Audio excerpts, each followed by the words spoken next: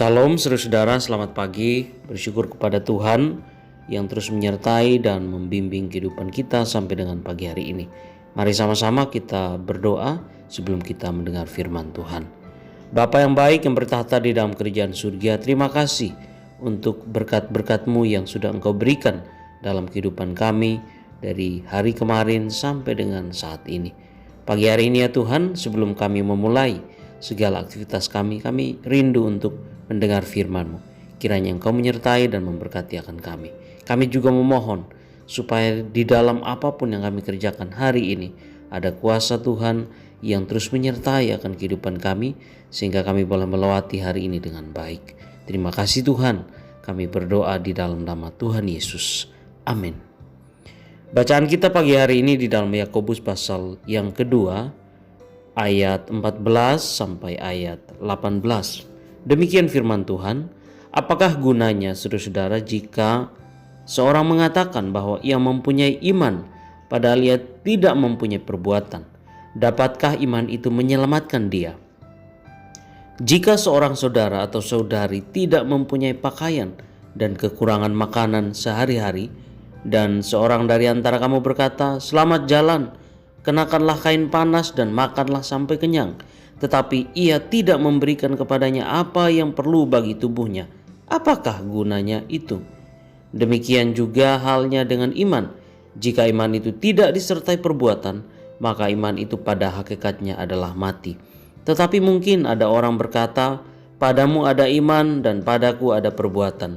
Aku akan menjawab dia, "Tunjukkanlah kepadaku imanmu itu tanpa perbuatan, dan aku akan menunjukkan kepadamu imanku dari perbuatan-perbuatanku." Demikian firman Tuhan. Saudara yang terkasih di dalam Tuhan, bila diamati maka tampaknya paling tidak ada 3 tipe orang Kristen. Yang pertama adalah orang yang negatif reaktif, yang membalas kejahatan dengan kejahatan, bahkan bisa berlaku sama jahatnya dengan pelaku kejahatan yang tidak mengenal Tuhan. Orang dengan tipe ini kerap mengaku Kristen, namun hidupnya tidak mencerminkan Kristus. Tipe yang kedua adalah orang yang positif pasif, yang tidak berlaku jahat, tidak merugikan orang lain, namun juga tidak berbuat apa-apa untuk lingkungannya. Tipe ini memisahkan hidup beriman dan bermasyarakat. Dan tipe ketiga adalah orang yang proaktif, berbuat sesuatu yang mendatangkan kebaikan bagi sesama sebagai perwujudan iman dan kasihnya kepada Tuhan. Tipe yang terakhir ini adalah tipe yang dimana ia memahami hidup beriman itu tidak lepas dari hidup bermasyarakat. Iman dan perbuatan nyata tidak dipisahkan satu sama lain. Nah, pagi hari ini saudara, kita sama-sama akan belajar untuk menjadi orang dengan tipe yang ketiga, yang memahami bahwa hidup beriman sebagai umat Tuhan tidak lepas dari hidup bermasyarakat. Saudara-saudara, bagian teks yang sudah kita baca tadi biasanya dipertentangkan dengan ajaran Paulus yang ada di dalam Roma pasal 3 ayat 28, yang menekankan bahwa manusia dibenarkan karena iman, bukan karena melakukan hukum Taurat. Apakah benar keduanya bertentangan? Saudara-saudara, di jemaat Roma ada orang-orang Kristen yang berlatar belakang Yahudi.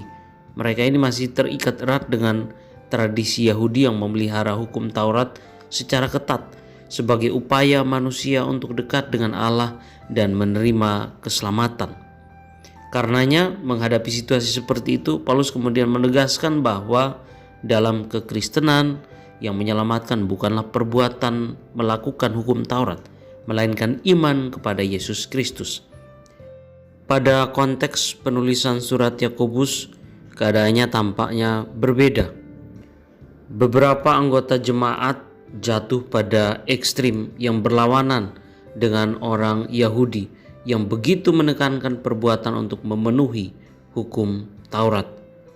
Nampaknya mereka yang menerima surat Yakobus ini justru kebanyakan merasa beriman kepada Kristus saja sudah cukup dan tidak merasa perlu untuk menyatakan iman itu dalam perbuatan.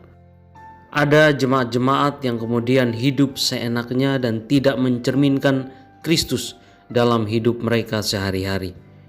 Iman dipersempit pada hubungan vertikal dengan Allah dan tidak memperhatikan hubungan horizontalnya dengan sesama. Yakobus kemudian mengingatkan hal itu, bahwa iman harus nampak lewat perbuatan. Bagi Yakobus, iman tanpa perbuatan adalah sesuatu yang tidak berguna, bahkan dianggap sesuatu yang mati. Ia kemudian memakai contoh yang kerap terjadi dalam kehidupan sehari-hari. Orang terkesan peduli dengan keadaan saudaranya yang membutuhkan makanan dan pakaian, namun tidak berbuat apa-apa untuk menolongnya. Bagi Yakobus, iman dan perbuatan bukanlah dua hal yang terpisah. Ia menegaskan iman justru harus tampak dalam perbuatan kita sehari-hari. Saudara-saudara, hidup sebagai anak-anak Allah bukanlah hidup yang eksklusif dan menutup diri dari pergaulan dengan orang lain. Dalam pergaulan dengan sesama di tengah masyarakat itulah iman kepada Allah justru tampak nyata. Percaya kepada Allah diwujudkan dengan tindakan yang mencerminkan keberserahan kepadanya. Kasih kepada Allah harus kita nyatakan dengan kasih kepada sesama. Orang yang beriman adalah orang yang berbuat sesuatu bukan hanya untuk dirinya sendiri, tapi juga untuk kebaikan sesama. Dengan demikian, maka soal iman atau percaya kepada Tuhan Yesus bukan sekedar pengakuan di mulut atau omongan belaka, tapi justru harus terlihat lewat perbuatan kita sehari-hari.